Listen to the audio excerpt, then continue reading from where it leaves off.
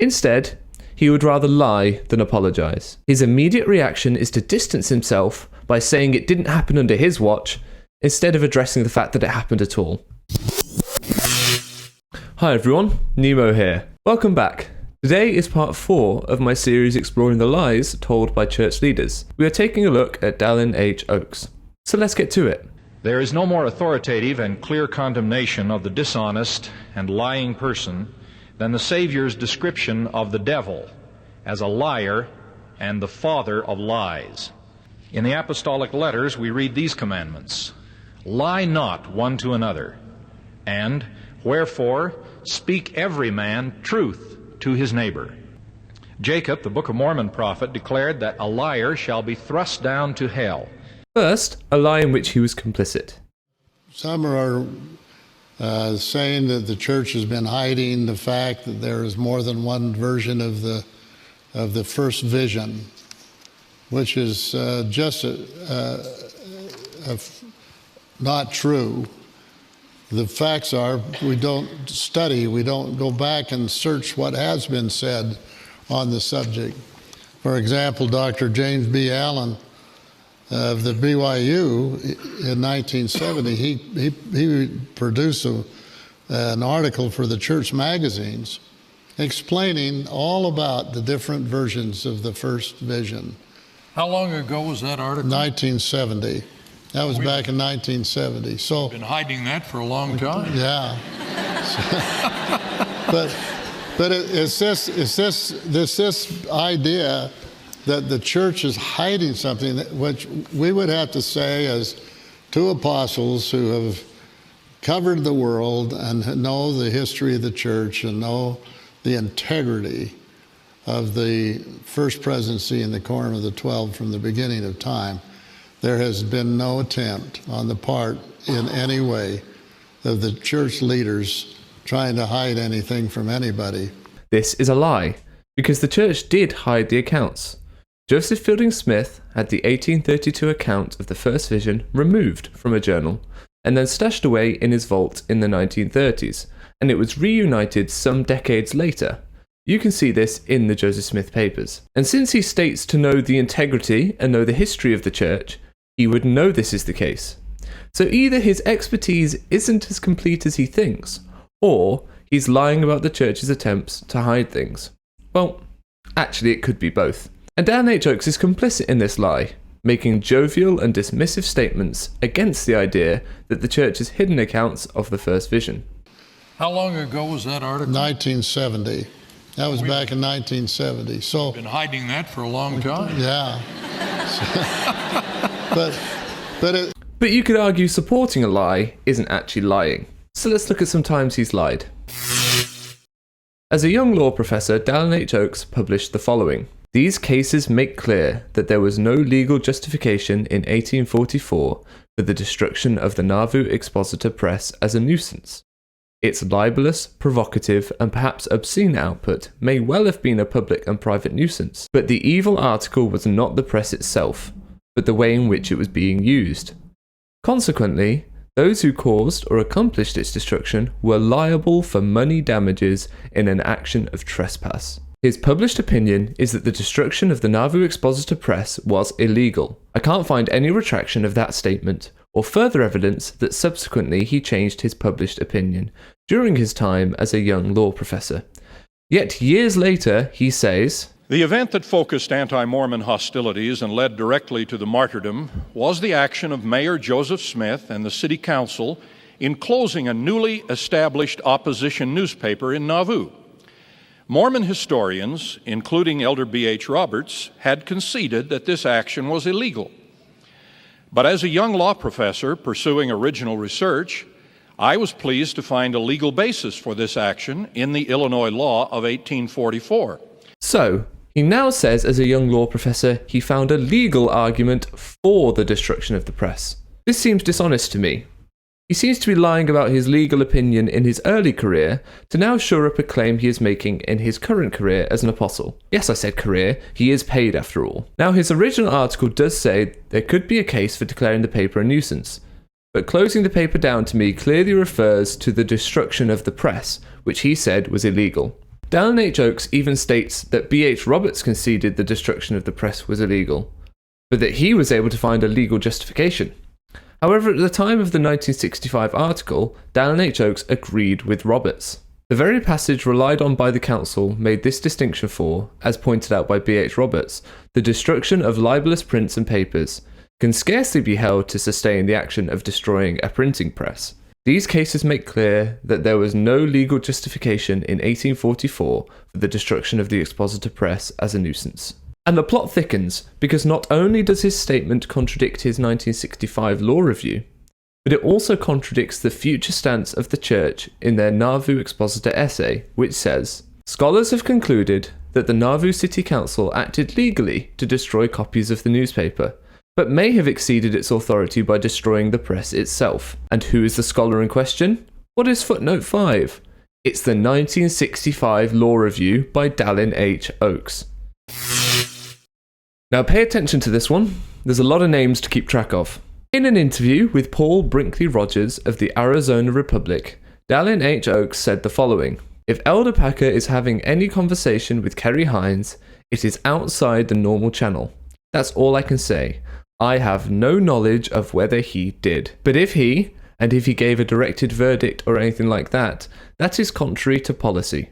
It is irregular, and it's contrary to what I know of Elder Packer and the way he operates." However, when the article was published, the declarative statement, "I have no knowledge of whether he did," was missing.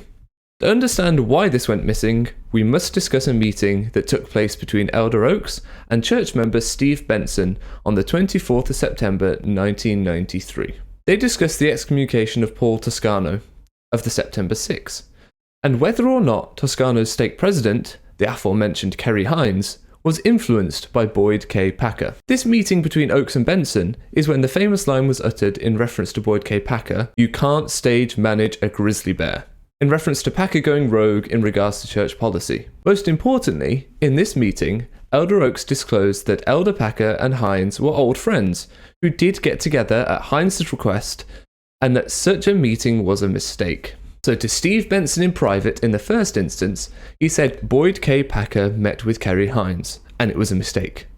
But then to the reporter, Oakes said that he had no knowledge of whether Boyd K. Packer met with Kerry Hines. Next, we have to look at a letter Steve Benson sent to Elder Oakes after he heard from Paul Brinkley Rogers, the reporter, what Oakes had said on the record.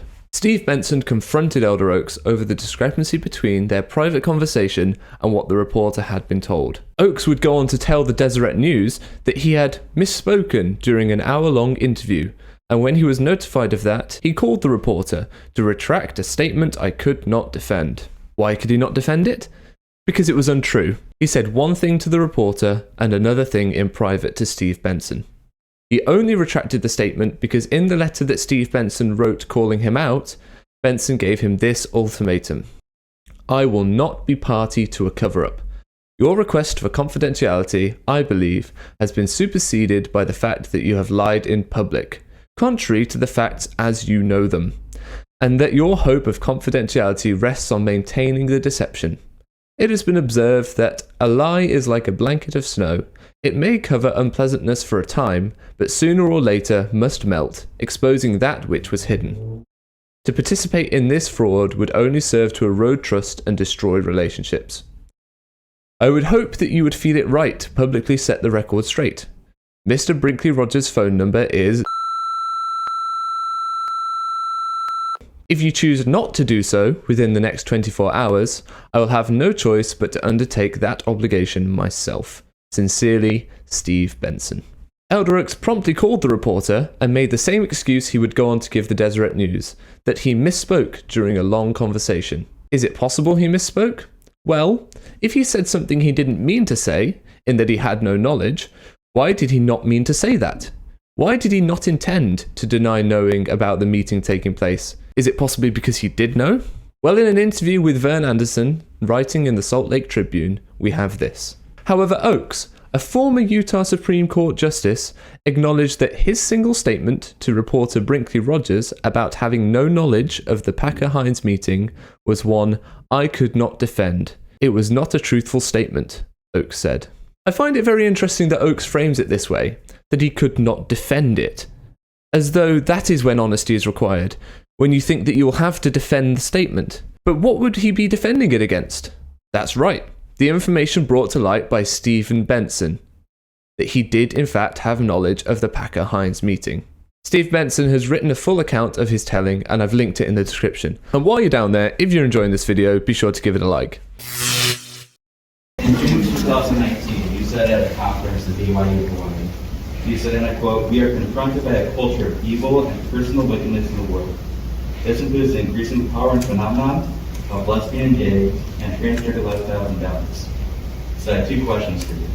What have you done to be more progressive since that time, since 2019, to the LGBT community? And what have you done to address some of the things that you've done in the past, including the things that you said and overseeing the enforcement of electric shock and vomiting diversion therapy for LGBT students at BYU? Let me say about electric shock treatments at BYU. When I became president of BYU, that had been discontinued earlier and it never went on under my administration.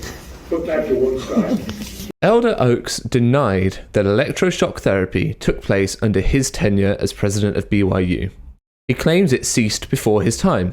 This is a lie so demonstrably false and brazen, I'm shocked that he went for it. Dallin H. Oaks was president of BYU from 1971 to 1980. In 1976, a study was published by Max McBride, which was approved by the university and earned him a PhD. In that study, 2 experimental groups of 7 subjects each received behavior therapy for male homosexuality, which incorporated aversive conditioning and assertion training. What was this aversive conditioning? The subjects received electric shocks while being exposed to pictures of men, either clothed or nude. And that was the purpose of the study, to determine which kind of pictures worked best for this kind of therapy, clothed or nude.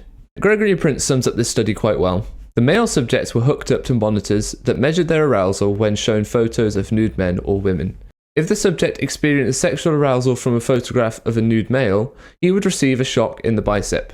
A gradual increase of voltage upon repeated arousals was to serve as a negative feedback stimulus that would, according to the hypothesis, reorient him from homosexual to heterosexual, whereupon photographs of nude females were supposed to elicit sexual arousal. This study happened while Dallin H. Oaks was president of BYU. The thesis is still in the Harold B. Lee Library. This question at the University of Virginia presented a great opportunity for Elder Oaks to apologise on behalf of the church he leads and the university it owns for the harm done to the subjects of electroshock therapy.